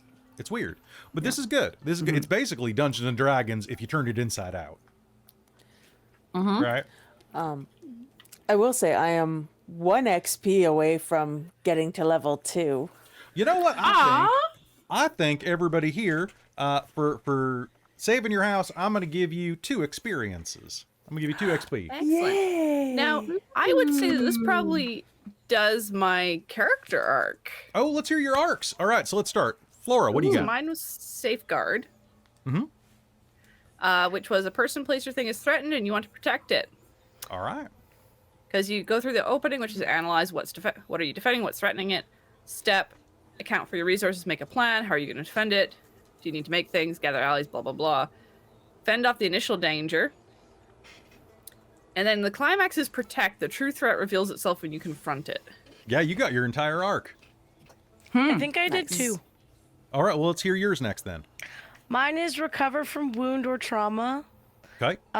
Open, rest. The first thing you need to do is rest, which You took I some did. time I away. took Solace. Step self-care, take care of my own needs. For sure did that. Getting aid, someone helps. My sisters. Medicine, some kind of drug cure, magic, polis, potion, or remedy aids your recovery. I think feeding him to a monster was kind of the opposite in practice, yeah. but dead on in spirit of the Dead on. I think we'll call this Opposite end of the spectrum. campaign how Louisa got her groove back. I think. I think it Very should much be. so. Yeah. Yeah. Another step, therapy with the help of someone else who exercise your injury or cope with your trauma. I feel like that's probably post-fire. I'll allow And it. then- All right, so that's going to be. So you get what is it? Is it an experience every step of the way? I think it is. I think I also level up then, because I have 6 XP. So character advancement, equal advancement, arc advancement. But you do need 4 of those advancement So I boxes had... ticked. Yeah. Yeah, so I already have 6, but if I'm getting an XP per step, I only Right. have 2 more boxes left. So I Fair. should be... Yeah, there you go. Yeah. All right, yeah, you get a point of XP for every step along the way. Now, Lily-Ruth, what was yours? It was Mine's not relevant. yeah, yours to this was campaign. like it didn't quite work. I'm sorry about that, but you got a puppy and And I leveled up. I'm fine. and a dark pack, technically. Yeah. Yeah. You know, that's all good. Well, hell, it was yours. Now I gotta ask, was yours the romance? No, it was not. Damn, You 'cause I was kept about to say, pushing that, and it was not. because I was about to say, there's an eligible bachelor down there in the basement beneath your house. No. But all right, that's fair. And what was Essie's? He's a little bit old. Well, you know what? Age Essie's- don't matter. Age is just a number, That's especially true. when you're a That's dark true. being from beyond. This is true. I had let's see, what did I have? I had the cleanse character arc Okay. mostly, and that was there's Summit Wrong and Bleak Hollow, and Essie has seen the signs. She's preparing to deal with the evil that lives below, but unsure of what form it'll take. She'll need her sisters to help keep the evil at bay. Perhaps together they can cleanse Mama's house and keep it from coming closer until she can find a way to protect Bleak Hollow and prevent it from becoming its name. So I would say, she's partway through there. I'm gonna give you. So we're gonna give you a. So we're gonna say that we're gonna give you 2 successes for basically helping keep the Barrows out of here. Mm-hmm. Okay, so we're gonna go a little metaphysical and say that the capitalism of the Barrow Mining Company was in fact the evil that was working its way into Bleak Hollow. All right. Yes. It's always capitalism. It's always capitalism. Capitalism is always capitalism. Well, I mean, hell, if I run that second season, it's definitely going to be capitalism because we're going to learn a lot about the railroad and mining and stuff like that. Mm-hmm. So, speaking of leveling up, I think Jen has the rules much more off the top of her head than I do. Yeah. You just had to fill 4 of the advancement boxes? 4 of those top boxes. Okay, Yeah. did you have to spend again then to get the next tier, or was that filling So 4 did it? I think then you'll have to spend, so you'll get whatever your I was gonna say class, whatever it's called, your type, your character type. If your character type says you get anything for like leveling up, then you might want to check there. But otherwise, you'll have to spend again for like the next level of things. Okay. Right. Because is that like, what's tier? So your tier. That's we're going to tier 2. We're going to tier Yeah. 2. Okay, cool. Yeah. Because I filled 4 boxes already. So tier 2, what's your little story focus thing? You are So character type. So protector. Flora. What's yours? It's like gets rough and rowdy. Does what needs doing. Oh, right. What's your phrase? Yeah, so Flora is a stout protector who gets rough and rowdy. Gets rough and rowdy. Oh, I was right. All right, cool. So gets rough and rowdy means that at tier 1 you get Fists of Fury. At tier 2 you can get unarmed fighting style and gouger. It also means that some of your other things get a little bit easier. You are gonna be tougher. It's their version of leveling, but it's a little more. It's like, what if the level system from honestly like Story Path, and like it's fields and it's areas of expertise type of stuff mixed with D&D, and they kind of were like, you get better at doing what you do, but you don't get quite as huge of a suite as if you're like leveling up as a paladin. So you get rough and rowdy, and you become like closer to being legendarily rough and rowdy. But it's pretty good. It's pretty good. But if you guys ever want to, you can always bring these characters back in a future one if people ask for it. I know that I had a lot of fun playing with y'all. I think it's really good seeing. I'd love to. And I can't get out of this voice because this is what my family talks like, so it's just kind of stuck with me. All right, because I may not be from Appalachia. I'm from Missouri, and this is how a lot of my family talks, particularly the ones from Kansas. Pretty close. It's So just, I just realized that I wasn't adding my 2 additional points of Pretty damage close. from Fists of Fury. you did 10 points of damage to that sumbitch. I should have done 8 You did plus 8. You whatever. Oh, Because okay. you gave bonus. So my base attack should have done 8. Yeah. No, you gave yourself bonus by rolling an 18 or a 19. Oh, okay. So yeah, I had a 6. I should have added a 2 to that. So Which you would have. you done said 10. 8. Yeah. Yeah. But then I also had a bonus from my good roll. Yeah. So you would have done 10. You would have done 10 points of damage, which is ridiculous because like these things are tough. Like these are tough. He only has 15 health boxes. He's got armor, but it don't matter when you're rolling 10 points of damage and 4 points of damage and 4 points. His armor's not that good. I could have he had a couple of options, and I chose the one where he turns into smoke razors. So each one has like a type. And the one I was gonna do, if I'd had him been able to surprise you, is Beast Man. Hairy and large, his face resembles a pig. Bites inflict 8 points of damage and is able to swallow half a human body in one bite. There also is Armored Juggernaut, where you become giant. You become the Juggernaut. And then other ones that are slightly less useful. So Christine, on Protector, the second tier Protector says choose 2 of the abilities listed below or from a lower tier to add to your repertoire. So that's what happens when you go up a tier. Oh, okay. So you get In addition, badass. you can replace one of your lower tier abilities with a different one from a lower tier. I like that. That's one of my favorite things that they've started adding to role-playing games. The this didn't work for me, so I get to change it out. I'm not locked into my bad decisions at like a low interest Yeah. rate or Right. you know, you have to Yeah, use this that- forever. Such a good thing. Well, remember when it used to be like that in 'Cause, tabletop yeah, games where you would make a mistake and then your DM wouldn't let you change anything, and you'd be like, "Well, I guess that's my life now. Time to jump off a cliff and be this character's cousin who just didn't make that one bad life decision and buy that or sign up for that credit card." Right? Yeah. But hey, Ooh. ooh, what? What'd you Ooh, get? second tier explorer gets to add 4 abilities. Fun. Woof. Whew. Nice. All right, folks.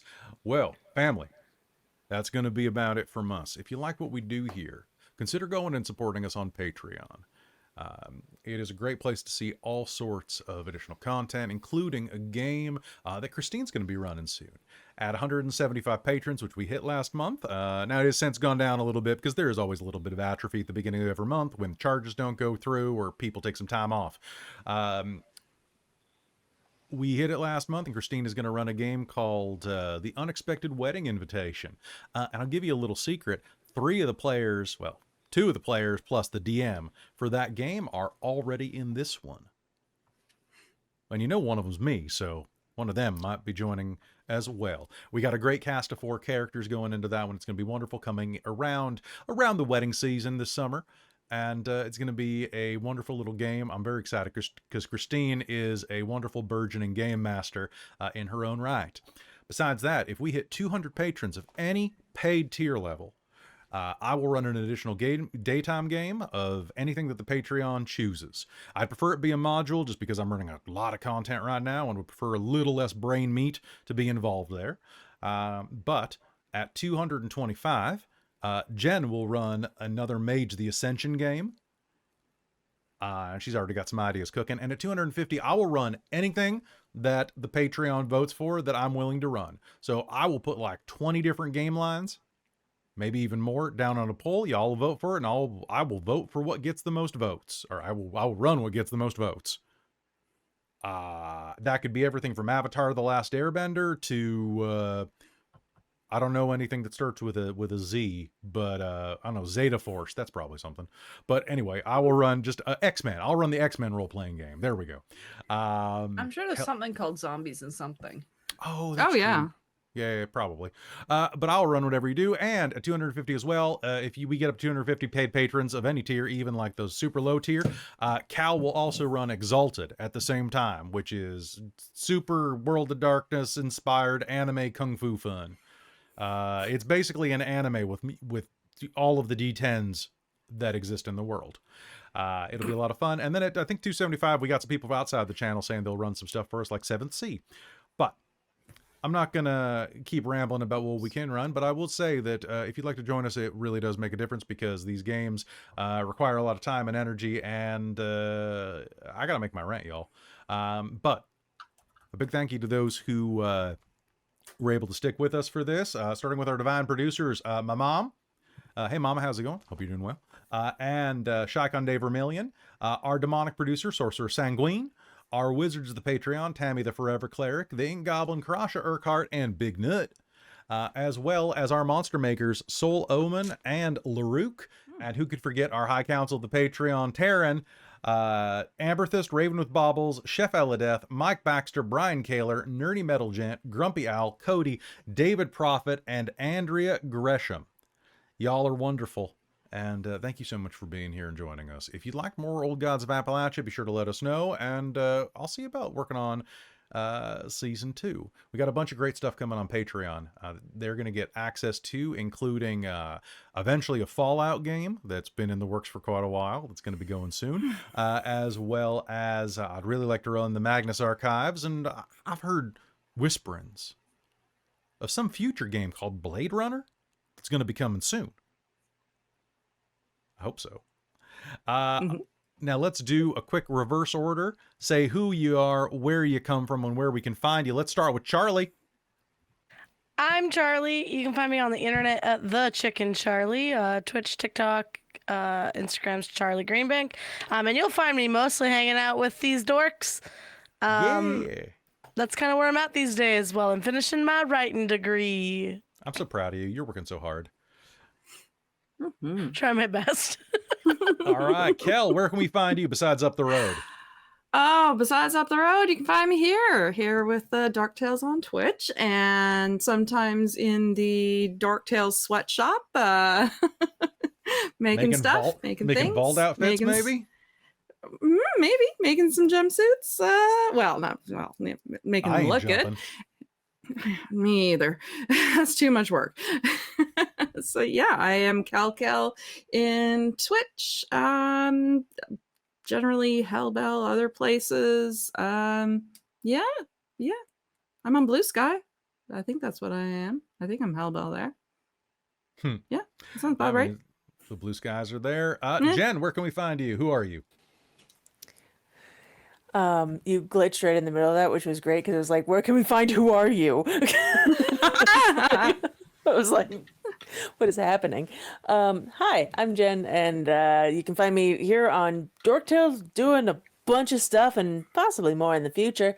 And you can also find me on my podcast, Paradox and Mage of the Ascension podcast, which, as of the filming of this, is on a brief hiatus while I deal with my life imploding, but should be back hopefully soon. Well, we love your life. And we hope it gets back on its feet soon. And last but definitely not least, Christine, the undead punching monster. How are you? Yeah, I am going back to my roots of a barbarian main here. This is great. I used to only do that. But I'm Christine, and you can find me on Dork Tales or as Lady Liliana on most social media and on my own Twitch stream where I stream video games. Fantastic. And I've been your game master, Kelly Clark. I am a writer, performer, and just general miscreant here on Dork Tales. You can find my writing all over the internet probably, but definitely over at Storyteller's Vault or DM's Guild or Drive Through RPG in general. You can also, support me here on Patreon, and hell, come hang out in the Discord. It's free. And you know what? When you're there, you're family. I guess it's the Olive Garden. Anyway, folks, we'll see you next time, family. And finally, as we're heading out, just one last thing. Big thank you to Deep Nerd Media for creating Old Gods of Appalachia. And I hope to hear from you all soon. Goodbye, family.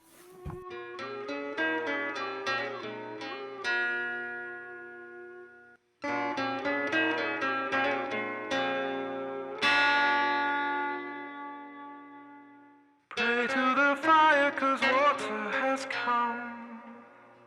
Pray to the east, where the traveler is from. Dine with their mining, in time read their soul. For about in this heaven is a topless hole.